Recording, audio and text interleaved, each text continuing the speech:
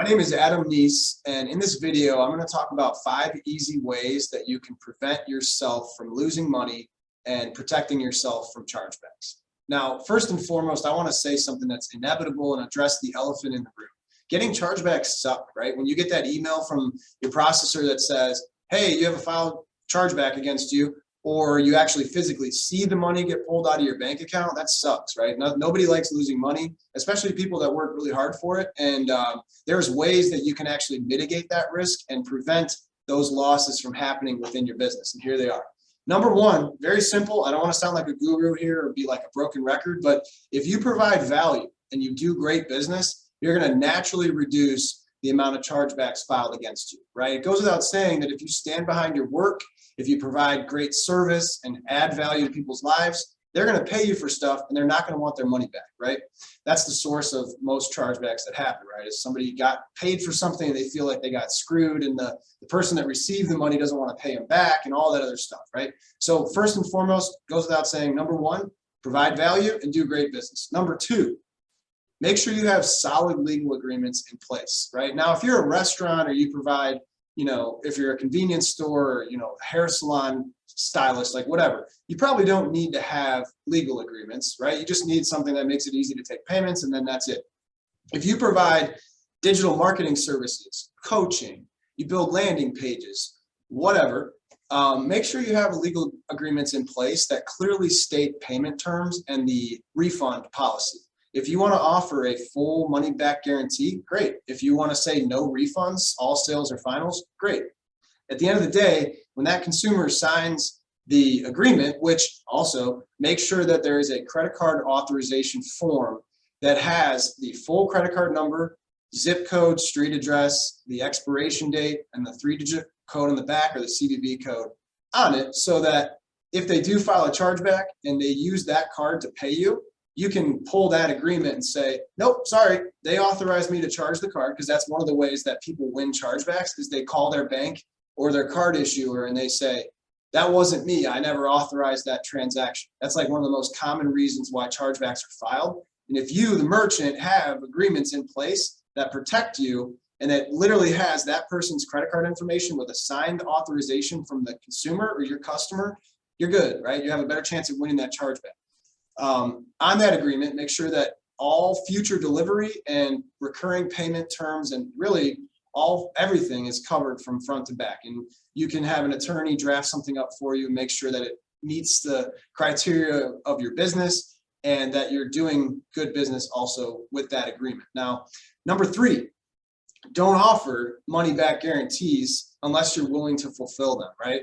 If you offer a money back guarantee, that's usually a way to get more business, right? The second that somebody wants their money back, and it says in your agreement, there's a full 100% money back guarantee given a certain time period, 90 days, whatever, pay that person back immediately, refund them, make sure you refund the same credit card that they paid you with, because sometimes what people do is they say they want a refund and then you send them a check in the mail or you PayPal them, and then they still file a dispute, and then you're out that money that they originally paid you, and then you paid them back via other means, and you're just going to get screwed twice. People do that. There's a lot of people out there that try to take advantage of other people. So always make sure that you're transacting with the same card that you have on the authorization form, and also if you ever need to refund that card holder, make sure you refund that specific card, because if there is a chargeback that's filed, you can show Visa, MasterCard, hey, we have an offsetting refund on that same credit card. Here's the agreement.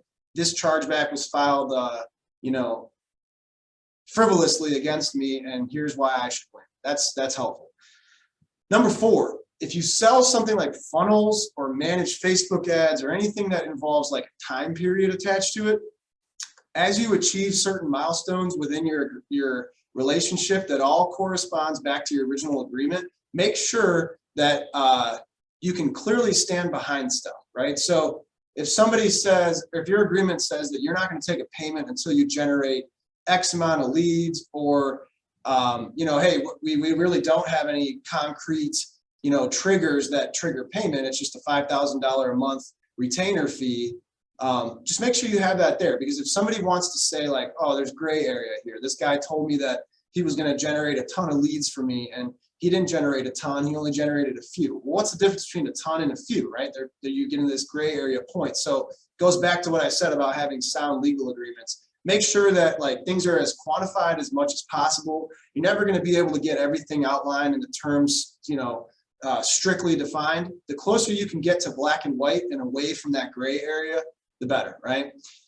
Here's another example going along with that type of, number 4, right, is when you reach a stage in the fulfillment process, such as, you built a full-on funnel and that's what that person paid you for. They paid you to build the funnel, or they paid you for your time. They're not paying you for results because that's on them, or maybe that's another stage in your deal. When you deliver something like a funnel or a landing page or whatever, make them sign another agreement or an addendum or something like that that states that they received that funnel or that landing page. And that way, if they ever dispute the transaction or file a chargeback against you based on the premise of that they did not get what they paid for, you can pull that signed agreement and say, nope, sorry, here's an agreement that says you acknowledge that you got what you paid for and you're not going to win this chargeback because of that reason. Most of the time, Visa or MasterCard will rule in the favor of you, the merchant, because there's an agreement stating that that consumer got what they paid for with that credit card authorization form on it. And then that's when you would charge the actual card, right, and collect your money.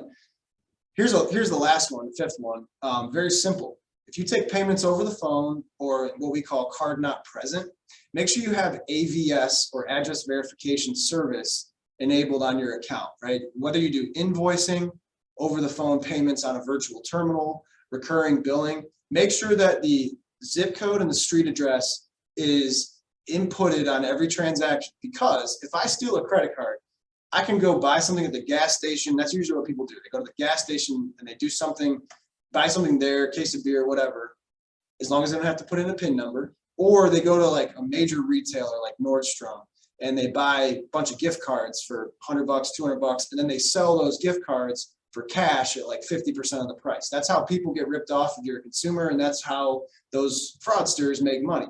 Now, if you have AVS enabled, not only does it help with chargeback loss, is you can actually get a lower rate if you're set up on the correct pricing structure. Now, that's not for this video, that's going to be on another video.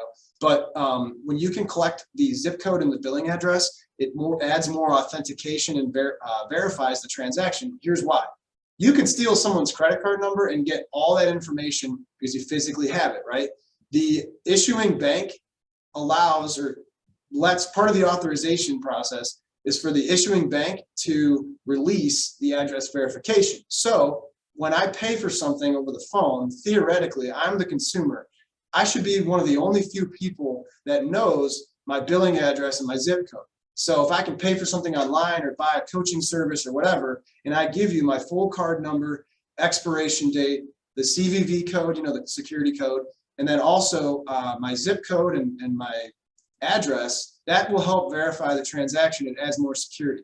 What does that do? It minimizes risk. And it minimizes risk on your side because you won't have somebody that disputes a transaction with you based on, fraud, right? Because you can say, oh, no, address verification was a match, and you don't have to deal with that potential fraud chargeback. Now, I hope this was helpful.